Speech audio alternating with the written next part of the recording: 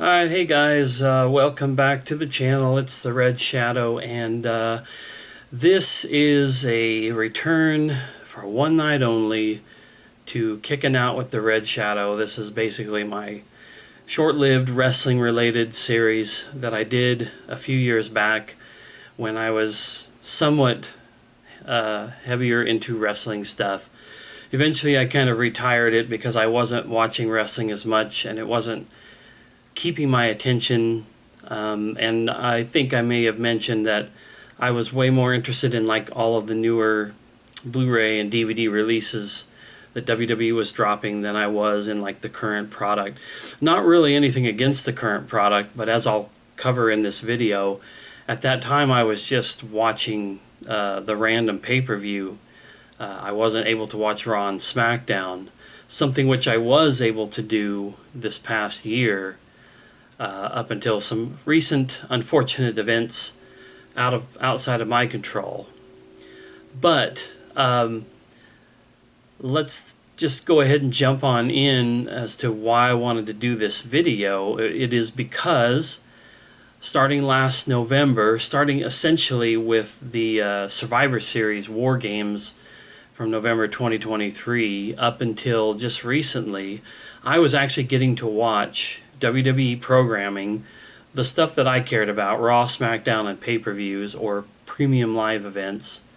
I don't watch NXT stuff. I'm interested in it, but it's already enough to try to take on multiple hours of this stuff every week. So I've always elected to pretty much just not bother with NXT. But last November, I was interested in kind of watching WWE again because the rumors were swirling that a certain Mr. CM Punk was possibly returning to the WWE, even though, hell hadn't froze over yet. But in the interest of, I like CM Punk a lot. He was pretty much my last favorite wrestler before he dipped out a decade ago, and I kind of fell off. I was already not watching wrestling 100%. I hadn't watched wrestling. I hadn't consumed all of wrestling stuff since about 2007 or 8. But I always kept up with it. That's what the internet is for. You can keep up on stuff even if you're not watching it. So I was always checking in to see what was going on, who was big, who was, the champions, who were the popular ones, who were the over faces, and who were the vile heels, and all of that. I was always keeping up on that, and CM Punk, I vibed with almost everything that the guy did. And when he left, like I said, that kind of began a period of a handful of years where I didn't even follow it all that much online. But when I started to hear about him coming back, that revitalized my overall interest. Like I say, you go back to my earlier videos of this series, you'll see, where I talked about watching. I watched some pay-per-views in like 2017, 2018. I watched the Royal Rumble when AJ Styles made his debut. And I saw a lot of that unfortunate dark Brock Lesnar into Roman Reigns era that I didn't really care for. That was another thing that kind of turned me off when I tried to dip my toes in again. But with CM Punk's potential return, I got the Peacock streaming network because that's where the premium live events are aired. I watched Survivor Series, War Games. It's the first time I ever got to see the War Games match in action. I never watched the WCW versions, and the Peacock app is shit. Whenever I tried to watch the previous year, like 2022 War Games, the app would crash on my PS4. In fact, most of the stuff on Peacock, if it's not the live premium live event or the immediate replays of them, it's very, very finicky on the PS4. It rarely ever works right. So it's not really worth the money. I only pay a couple of dollars, like $5 or $6, I think, a max per month. It's barely worth that. Thank goodness I can watch those live shows when they happen. But I watched that. CM Punk came back, and I was excited about wrestling. Now I don't know exactly when it was, but somewhere in probably November or December of last year, I got an advertisement for Hulu, and Hulu was where Raw and SmackDown would get replays the day after they would air. So on Tuesdays and Saturdays in the morning, they would be up on Hulu, and I got a deal of 12 months of Hulu, 99 cents a month. So $12 for a year's worth of Hulu to watch Raw and SmackDown the next day. And for me, that was me set. I was like, okay, let's take a year-long journey in wrestling. We'll watch the pay-per-views. We'll get to watch Raw and SmackDown. Sadly, edited versions of Raw and SmackDown, edited for, like, they don't show the commercials, obviously, but on Raw, it was an hour and a half long show on Hulu. It's a 3-hour show on regular, on USA when it was airing there. So I know I was missing probably anywhere from like 45 minutes to an hour each week from Raw, which was stupid because I was definitely missing wrestlers who were currently active, but the Hulu version edited some of these people out on the weekly. But I still was getting my taste. I could keep up on storylines, rivalries, who was competing for the titles, who was popular, who was new, et cetera, all this stuff. It's so much more context involved for watching the pay-per-views. So I was fully invested again. Royal Rumble came along, and it was a lot of fun. And then WrestleMania and all the other pay-per-views. There were the pay-per-views after WrestleMania. There were 2 or 3 pay-per-views that were in other countries, France. There was one somewhere in there that was in like Puerto Rico. They've been doing a lot more international premium live events, whereas in the past most of your international shows were Raw and SmackDown, or just the tours that would go over to Japan or Europe, Australia, and spend their time in those countries for a week or something. But they're doing a lot more events in those other countries that are pay-per-view events or PLEs, and they had some really hot shows that were really, really good. So for the most part, it was fun from November of last year until early September, just a couple months ago. I was enjoying it. I was getting to watch all of this stuff, as I said, and then I didn't realize that this was the year when WWE's contracts with all these different networks for where they were airing Raw and SmackDown and NXT and all this stuff. This was the year when it all ended and things were being shifted around. So, long story short, Raw will be moving from USA Network to Netflix in January, like at the start of the year, the first Monday Night Raw of January. Raw will now be exclusively on Netflix, a streaming service. It won't be on cable or anything like that. And SmackDown left whatever network it was on and is now on USA, kind of replacing Raw. And NXT moved to something, and I don't remember what that was all about. But whatever, doesn't matter. For me, the thing that sucked about it was the contract with Hulu for those day after replays. That contract ended in September, and it was like early September for Raw and late September for SmackDown, or vice versa. And I lost both of those, access to watch both of those shows within a couple weeks of one another. No one is airing Raw and SmackDown on a streaming service aside from Peacock a month after they drop. What the hell am I supposed to do with a month later replay of Raw and SmackDown when if you don't know wrestling, if you're watching this, I would assume you know something about wrestling. But if you don't know wrestling, pay-per-views are roughly, or premium live events. I'm not sure I'll ever get used to the change of the name. Premium live events are roughly every month a new live event that kind of is the culmination of that past month's storylines and interactions on TV for Raw and Smackdown stars. So you need to be able to watch that 3 or 4 weeks worth of each of those shows to understand what's going on at the big, premium live event that ties all that stuff together. So if you can watch Raw and SmackDown a month later, you're going to get a chance to watch the Raw and SmackDown after the previous live event, and then you're watching the next live event, and then 2 or 3 weeks after that, then you're going to finally get. It's just stupid.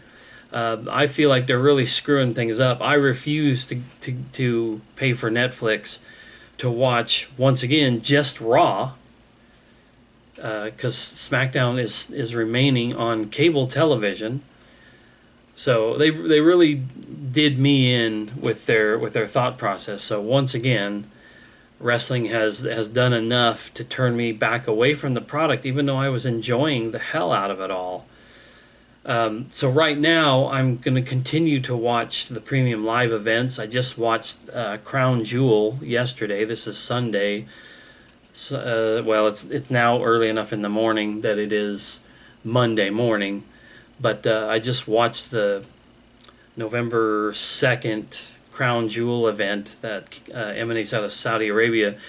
In my opinion, the Saudi Arabia shows are kind of throwaways because they don't usually have actual championship matches. Maybe some of their shows. I think they had Night of Champions there once. But on Crown Jewel, it was all about having the 2 women's champions and the 2 men's champions wrestle each other and win these Crown Jewel champions. Like, none of that shit means a thing. It's just a show they put on in Saudi Arabia because they give money to WWE. They basically pay for all of this to come over there and do their shows.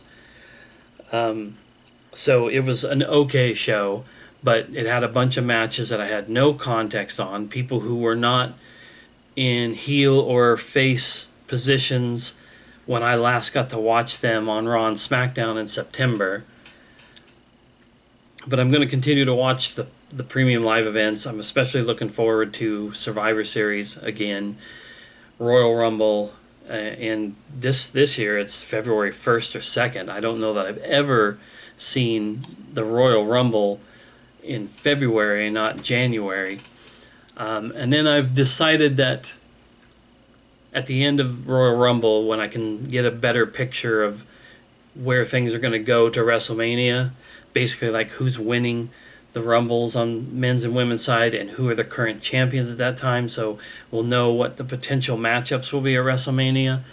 If Royal Rumble kind of falls flat for me, then I'm done. I won't be paying for Peacock anymore.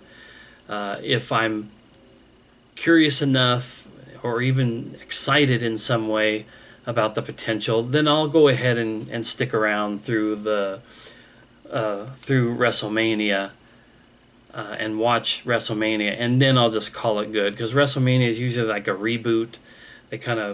People will debut and new rivalries will start, and if they choose to crown any new champions, and you'll see something like that. But I can't hang on. I can't pay that money every month to watch, people wrestling and then not have any idea why they're wrestling people, since I can't watch Raw and SmackDown. So those are my thoughts currently on, from just under a year of being back, so to speak, watching wrestling. WWE could have kept me on board if Hulu or some streaming service still played Raw and SmackDown the next day. But losing that, like I said, I don't want to essentially be half-assed invested in the product. So the other thing I wanted to talk about with this was a couple, well, three, well, two particular things. A certain rivalry that went on throughout the year, and I thought should have developed into something more. And then a couple of wrestlers whose opinions I've went through an evolution with one and not with the other. But first of all, let me talk about the rivalry. So, as I mentioned before, CM Punk was kind of the guy who caused me to want to come back and watch wrestling again. So CM Punk came back at the end of Survivor Series, but it was just everything is over. CM Punk comes out, the music hits, the crowd goes wild. He's waving, he's lapping up the attention and the applause. The wrestlers in the ring are, mixed reactions. Some are like, "Whoa, wow, that's interesting," and others are mad and pissed off that CM Punk is here. All of his baggage from 10 years ago when he was with the company, and his most recent tenure with AEW that ended on controversial circumstances that who knows if they're real or not, because wrestling is all about putting on a show, and you never really know what is real or what isn't.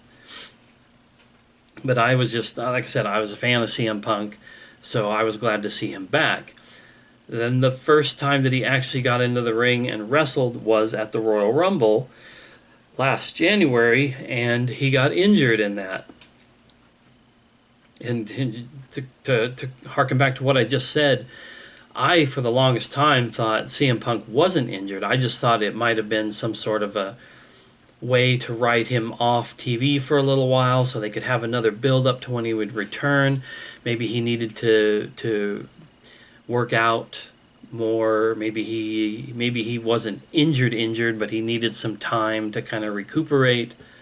I don't remember, or I don't know how much wrestling and physical stuff he actually did in AEW when he was with them. I know he wrestled some stuff, but maybe he needed to be better prepared for WWE performance.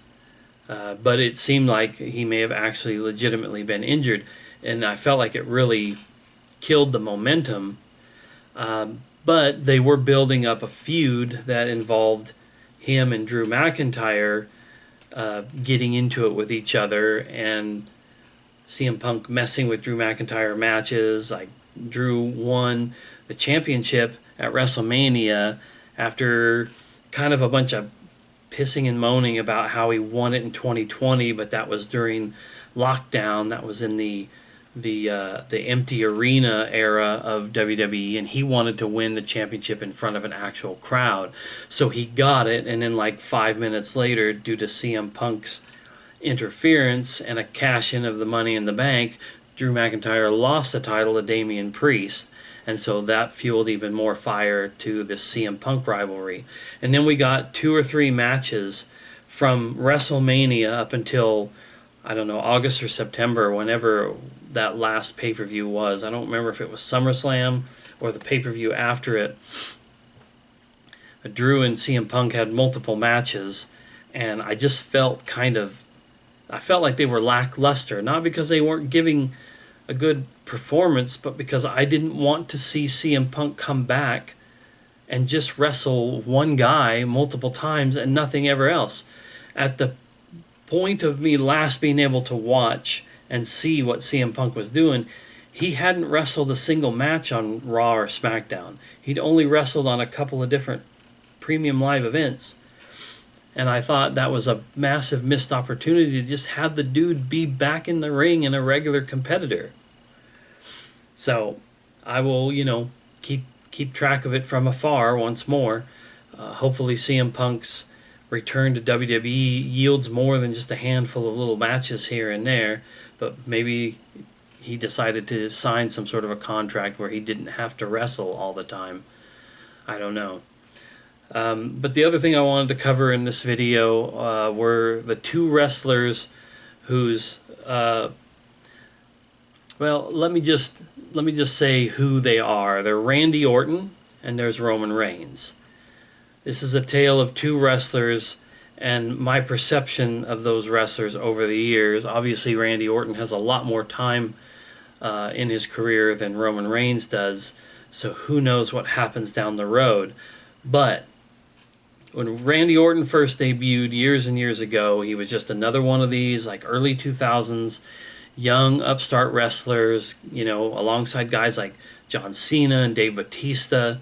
They were these guys who popped up in the early 2000s. I think initially they were mostly tied to SmackDown, and they all had their unique ups and downs and their development in front of all of us, the audience watching them. And I think was he the second or the third generation wrestler? I know his dad was always there, Cowboy Bob Orton, I believe, but I don't remember if he was also a third generation or not. Anyway, he was touted as, wrestling was in his family, was in his blood, and then he gets brought up and he ends up joining Triple H's Evolution, and he was kind of, at least at one point, he was sort of the guy who that whole group was being used to push. Triple H didn't need anything. His career was already skyrocketing. Then they had Ric Flair, and his career speaks for itself. And you had Batista and Orton, and I feel like Orton was the one who they were trying to lift up initially with that group. And then they really did push him down all of our throats. That's my saying, or my particular phrasing. I like to use it when it comes to wrestlers like Randy Orton and Roman Reigns. WWE really tries to push them down our throat. They try to strap that rocket to their ass and send them to the moon. And I really started to hate Orton because he was just always right there. Always with the title opportunities. Always with the eventually like gimmicks like the Legend Killer. And I just didn't feel anything for the guy back then. Like there's good heat and then there's bad heat. And then there's X-Pac heat. Orton wasn't ever quite there, but it was borderline that style of heat where you just don't like a wrestler, the persona, the guy who plays the character, whatever, and everybody feels that way. Everybody's upset with seeing this guy on TV. Whenever this guy is talking, whenever he's wrestling, people are just done. They're booing them, they're changing the channel, whatever. And Orton was that guy for me for a long, long time. But something happened along the way, and his character just seemed to become more natural in my mind. Or maybe it was even just the last few years when it felt like Randy Orton was enjoying himself a bit more. Not necessarily living the gimmick, being themselves. Most wrestlers who are successful are just themselves turned up to 11. I think Orton was always playing kind of a character, and especially during this last year, I realized I was starting to enjoy him playing the character that he was, and that was just a guy who was kind of more self-aware. He was moved by the crowds in some of those premium live events that were, especially I think the one in France, when the crowd there literally sang every word of his entrance theme. That felt so real. It felt genuine. For once in my life, I saw Randy Orton being a real person and not just, a character.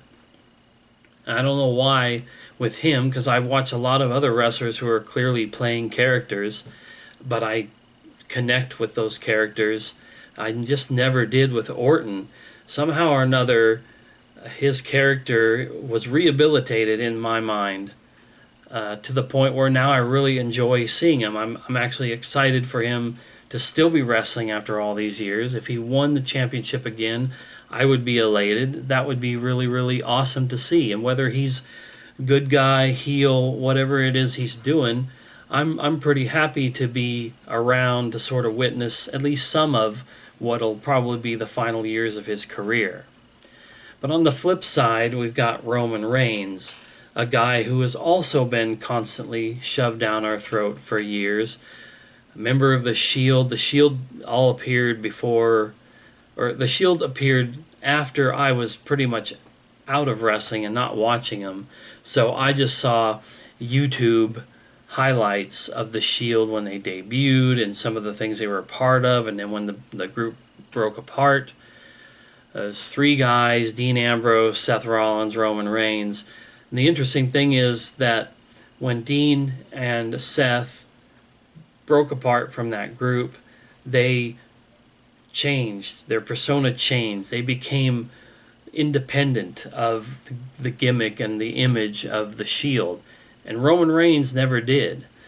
For years, Roman Reigns still wore the same gear, still had the same entrance music, and no matter whether or not they were trying to make him a face who was big over with the crowd, or he was a bad guy and he was being, a thorn in people's sides, people didn't care for him. He had no mic skills, no real charisma. He had a look, of course, and he can wrestle, but even stuff like his Superman punch and spear don't do anything to convince me that he's, a badass. And then more so in the more recent years, that 2017, 2018 time when I was watching, I was even watching up until like 2020, because I did watch some of the stuff during the pandemic, but it was in the last 3-4 years that he became this head of the table, leader of the bloodline, and people, for whatever reason or another, were buying into his shtick. He was getting over with the fans, and every time I saw any of it, I was like, this is still just the same guy. Okay, he finally dropped the theme song, he finally dropped the ring gear, but he was still the same guy. There was just this this put-on act, like somebody who auditioned for a role, and for some reason they gave him the role and he's not right for it, and he's not convincing. He's still Superman punch and spear and all that kind of stuff. He is the perfect example, in my opinion, of the guy who is never going to ever be anything in the ring for me. They can shove him down my throat. They can change his persona. He can change his stuff. I can't ever imagine him having a Randy Orton moment with me. But who knows? Maybe somewhere down the road I'll be proved wrong. But I've given this guy at this point now like 7 years. When I first really started to kind of like come back and watch it in 2017, I believe it was. Hell, he was the guy who was in the ring when AJ Styles debuted. And I halfway expected Roman Reigns to eliminate AJ Styles just like that, and really piss me off. Now they showed some restraint, and they didn't do that. They let AJ Styles shine in that match, but also I associate Roman Reigns with sort of being on a set of scales with the Brock Lesnar era, which was a whole lot of the same shit that Roman gets, which is long title reigns. That's a big complaint that I have, and it's not just a Roman Reigns thing. It was Brock and other wrestlers at times, of just having the belt and rarely defending it and never losing it for long periods of time. And Brock was especially egregious with being gone for months with the championship belt, being completely invisible. Roman Reigns was on the show a lot more, but was still just a guy who never lost. I remember they were saying something like he didn't lose a match for 2 or 3 years. And I think that kind of stuff shouldn't exist in this modern age of wrestling. Just my opinion. I know like 70s, maybe early 80s, there were guys who had the belt for years. But it was a different thing back then. I think a lot of those wrestlers actually defended their titles, and they defended them in lengthy snooze fest type matches with lots of rest holds.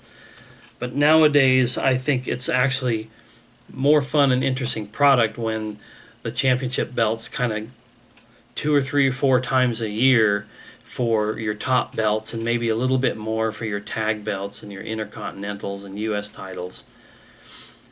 But yeah, there's just a stigma for me with Roman Reigns. I don't find him believable. I don't think that you can use his health issues. Like, I think he's dealt with or is dealing with leukemia or something to that effect. But that isn't going to pluck my heartstrings. I don't wish ill will or bad health or anything like that on anyone in a position like that. But that isn't going to make me emotional and want to see the guy have a good career.